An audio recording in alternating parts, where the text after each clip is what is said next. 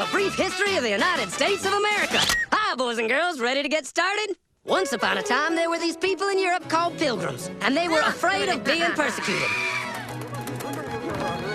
So they all got in a boat and sailed to the New World where they wouldn't have to be scared ever again. Oh, I'm so relaxed. I feel so much safer. But as soon as they arrived, they were greeted by savages, and they got scared all over again. Indians! So they killed them all.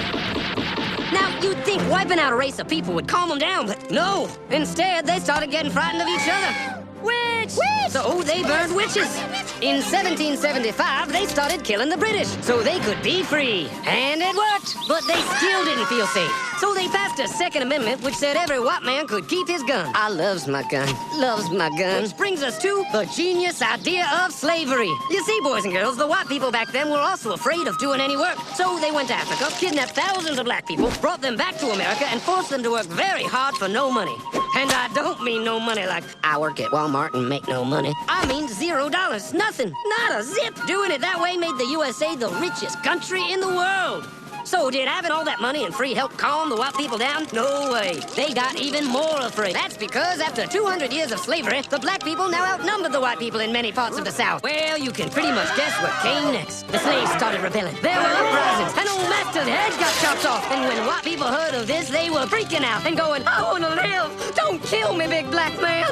Well, just in the nick of time came Samuel Colt, who in 1836 invented the first weapon ever that could be fired over and over without having to reload. And all the Southern whites were like, yeah! But it was too late. The North soon won the Civil War and the slaves were freed. Yep, they were free now to go chop all the old masters' heads off. And everybody was like, oh no, we're gonna die. But the freed slaves took no revenge. They just wanted to live in peace. But you couldn't convince the white people of this. So they formed the Ku Klux Klan. And in 1871, the same year the Klan became an illegal terrorist organization, another group was founded, the National Rifle Association. Soon politicians passed one of the first gun laws, making it illegal for any black person to own one.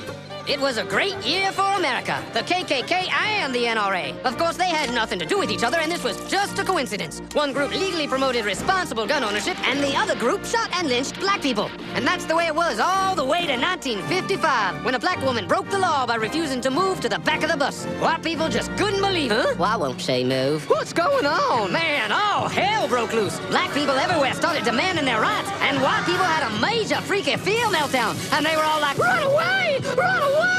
And they did. They all ran fleeing to the suburbs where it was all white and safe and clean. And they went out and bought 250 million guns and put locks on the doors, alarms in the houses, and gates around the neighborhoods. And finally, they were all safe and secure and snug as a bug.